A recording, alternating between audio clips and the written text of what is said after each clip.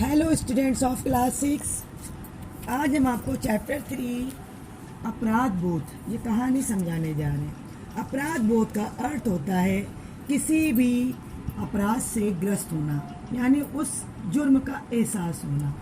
इस कहानी के कहानीकार डॉक्टर आरती द्विवेदी जी हैं। इसमें उन्होंने बताया है कि कभी कभी व्यक्ति अनजाने में कुछ ऐसी गलतियां कर डालता है कि उसे हमेशा वो याद रहती हैं और उस गलती की सज़ा उसे अवश्य मिलती है।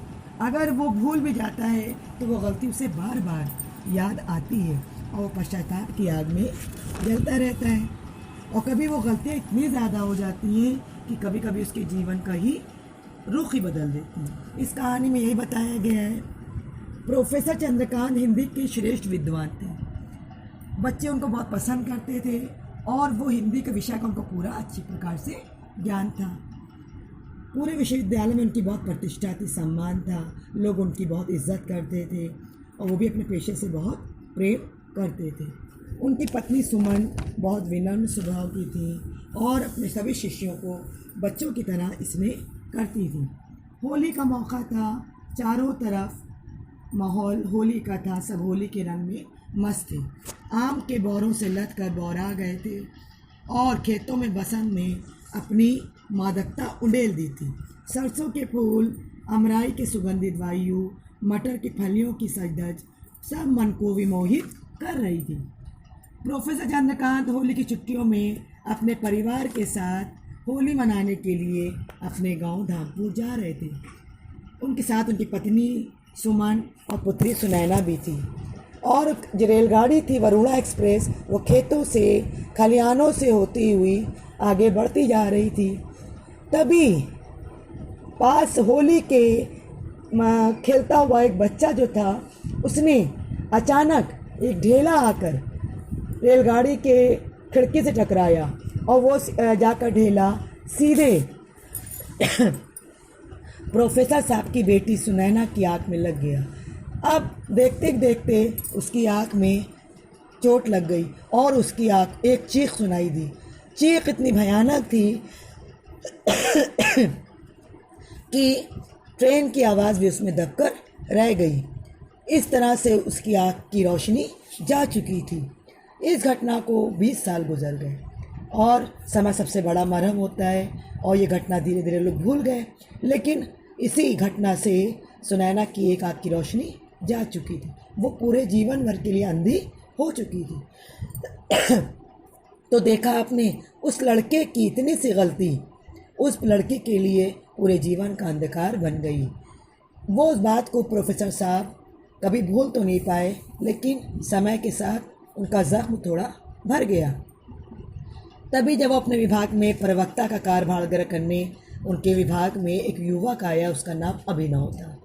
वो युवक बहुत सुदर्शन था, बहुत सुंदर था और वो प्रोफेसर का बहुत विभाग में काम करने के लिए आया था, अपना कार्यभार संभालने के लिए उनका सामना हुआ। लेकिन उसके रहने की सही व्यवस्था नहीं थी। इस कारण प्रोफेसर साहब उसको अपने घर में आमंत्रित कर देते हैं कि जब तक तुम्हारे रहने की व्यवस्था नहीं हो रही है तुम हमारे घर में आकर रह सकते हो। युवक इतना अच्छा था कि इस प्रोफेसर साहब से बहुत प्रभावित हो गए और इस प्रकार से जब वो युवक उनके घर आया तो उसकी जो भेंट थी वो उनकी पुत्री सुनैना से हुई, उनकी पत्नी सुमन से हुई। इस प्रकार से उनका सामना प्रोफेसर साहब के परिवार से हुआ। परिवार से मिलकर वो बहुत प्रसन्न हुआ। तभी उसका जिक्र निकल आया कि प्रोफेसर की बेटी की सुनैना की आँख की रोशनी कैसे चली गई। तब वही बताया कि होली के दिन थे, अचानक एक शरारती लड़के ने चलती रेलगाड़ी पर ढेला फेंका और उसकी बेटी की आँख की रोशनी चली गई। तभी अभिनव को अपने बचपन की बात याद आ जाती है, कैसे उसने चलती रेलगाड़ी में ढेला फेंका था और वो ढेला एक चीख की आवाज़ के साथ वो वहाँ से भाग गया। ये नहीं उसने मुड़ के देखा कि उसका क्या हुआ।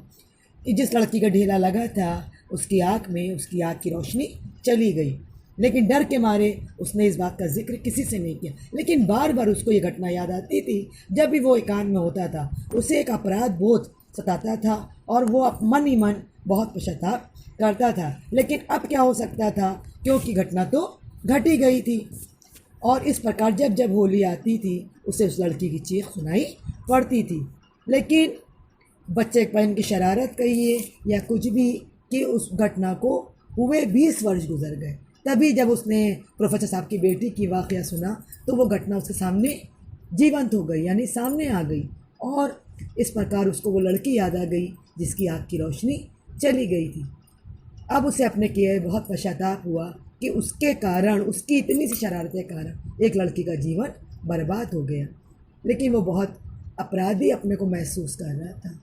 तभी उसको ये समझ में आ गया कि मैं अपनी गलती का पश्चाताप करूँगा, और उसने प्रोफेसर साहब से इस बात का जिक्र कर दिया कि मैं ही वो शरारती लड़का हूँ जिसने रेलगाड़ी में पत्थर मारा था और जिसकी वजह से उनकी बेटी की आँख की रोशनी चली गई। लेकिन इस गलती के लिए वो एक पश्चाताप करना चाहता था। उसने कहा मेरी शादी सुनैना से करा दीजिए, तभी मैं इस अपराध बोझ से मुक्त हो पाऊँगा। प्रोफेसर चंद्रकांत, उनकी पत्नी सुमन ने जब ये सुना तो खुशी के मारे उनकी आंखों में आंसू आ गए, और कि जिस बेटी का जीवन उनके लिए व्यर्थ हो चुका था, अब वो कहाँ उसका विवाह करेंगे, कैसे उसको जीवन भर उनका बोझ उठाएंगे। उनके खुशी के मारे आंसू नहीं रुक रहे थे। इस प्रकार से दोनों पति पत्नी बहुत प्रसन्न थे और उनके चेहरे पर संतोष के भाव थे। तो किस प्रकार से उस व्यक्ति ने अपने गलती का प्रायश्चित किया। तो हमें भी कभी भी कोई गलती हो जाए तो उसको मान लेना चाहिए और जो कुछ हो सके उसका पछतावा करना